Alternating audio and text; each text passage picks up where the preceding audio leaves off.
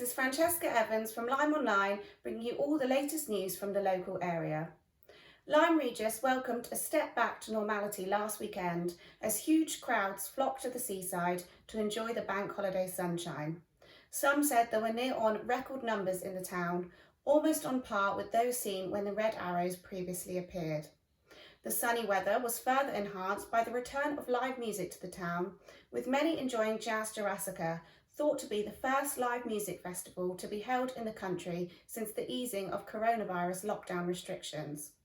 Local authorities and emergency services are now gearing up for what is expected to be a record-breaking summer, with the RNLI revealing this week that 30 million people are expected to visit a UK beach as they make the most of staycations rather than holidaying abroad. The figure was revealed as the RNLI and Coast Guards launched a joint safety campaign encouraging visitors to choose lifeguard-patrolled beaches, which will include Lyme Regis during the school summer holidays. Dorset Council and emergency services continue to meet weekly as they make preparations for an influx of visitors in the hope they can curtail any increase in antisocial behaviour, major incidents or traffic and parking problems.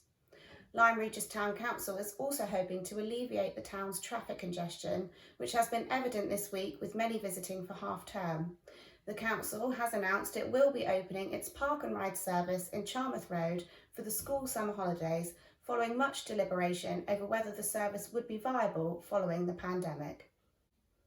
The Lyme Regis and Axminster communities were left shocked this week by the sudden death of popular former Woodruff School pupil Adam Bounds, aged just 41.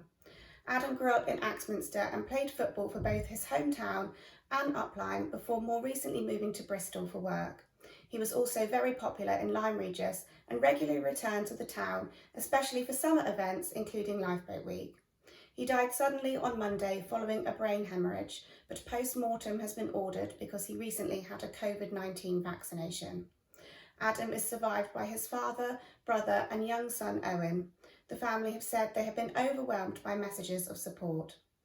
A funeral service will be held at the Minster Church in Axminster at 11 a.m. on Friday, June 18th, with limited capacity, but arrangements will be made for mourners to stand outside. This will be followed by a wake at Axminster Town Football Club, and donations can be made in memory of Adam to the RNLI. Police have identified a woman who drowned off Lyme Regis in April as 63-year-old nurse Leslie Stevens. Leslie worked at Axminster Community Hospital and lived in nearby Membury, having previously moved to the area from Kent.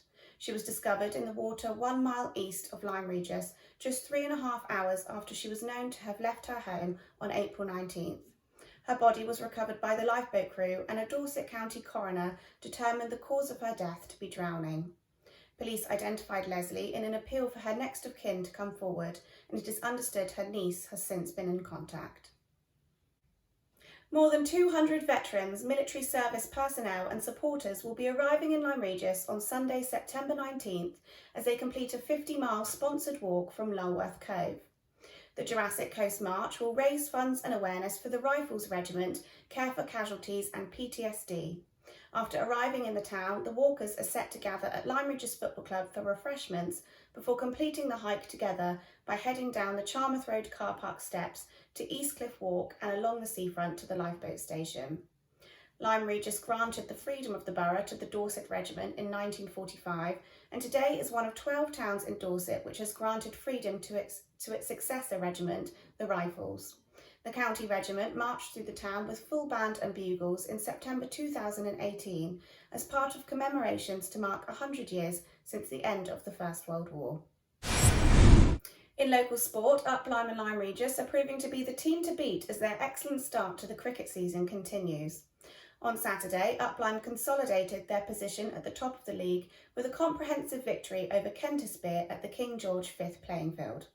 Batting first, they ran up over 280 runs, with last season's batting sensation Tyler Wellman top scoring on 80 not out. Kentisbeare never looked like getting anywhere near Up Lyme's total and were bowled out for 149, with Steve Beattie and Harvey Brimacombe taking 3 wickets apiece. The 20 points awarded for this win keeps Up Lyme at the top of the division with a 10-point lead over Clistheiden. Up-Lyme's unbeaten run continued on Wednesday evening when they played their first match of the new East Devon Bash T20 competition, sponsored by LymeOnline and the Nub News websites, against Ottery St Mary.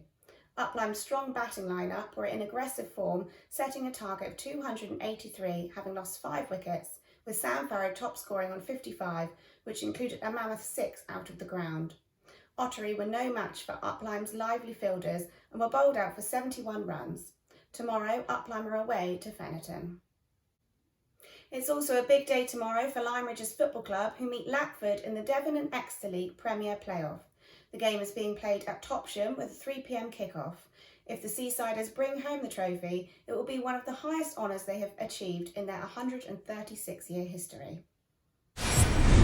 And finally, to see us out this week, here's a few clips of some of the talented performers from last week's Jazz Jurassica festival. Have a great weekend. Rock it all night.